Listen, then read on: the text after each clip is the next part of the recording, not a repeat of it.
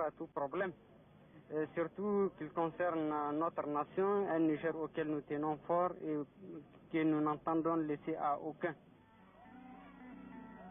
Pourquoi les hommes bleus ont-ils choisi l'UDPS?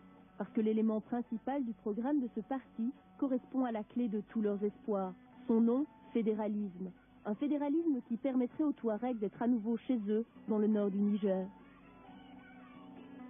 Ce que nous exigeons, c'est que fermement, et ce que, c'est-à-dire tout le monde est d'accord là-dessus, c'est d'exiger qu'on applique au Niger le système politique de type fédéral, qui consiste à accorder à toutes les régions du Niger le droit de l'autogestion c'est-à-dire de leurs affaires locales, pas seulement pour les Touaregs, pour toutes les régions du Niger, pour que nous puissions, c'est-à-dire gérer nos affaires, pour que nous pouvions, c'est-à-dire sauver notre population menacée par c'est-à-dire des facteurs naturels comme la sécheresse et les famines, par des facteurs aussi politiques comme ces systèmes de répression, tout ça.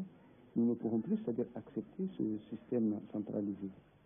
Ce fédéralisme, tous les Touaregs savaient qu'il allait être proposé à l'Assemblée de la Conférence nationale réunie à l'automne 91. La population entière, à l'écoute de son transistor, retenait son souffle. Au niveau de la Conférence nationale, mais la conférence, prétendument démocratique, fut un échec cuisant pour les Touaregs. Non seulement leurs revendications ont été refoulées, mais ils ont assisté à des scènes profondément choquantes, comme l'aveu de ce militaire coupable d'avoir tué un vieillard Touareg lors de massacres de population en 1990. Le vieux Abdelmoumouni est très âgé. Il a été torturé à mort. Minute l'a dit. Il a agonisé, il était presque mort. J'étais vers le foyer quand un soldat m'a dit « Mon capitaine, le vieux est mort ». J'étais arrivé, j'ai touché à son tympan.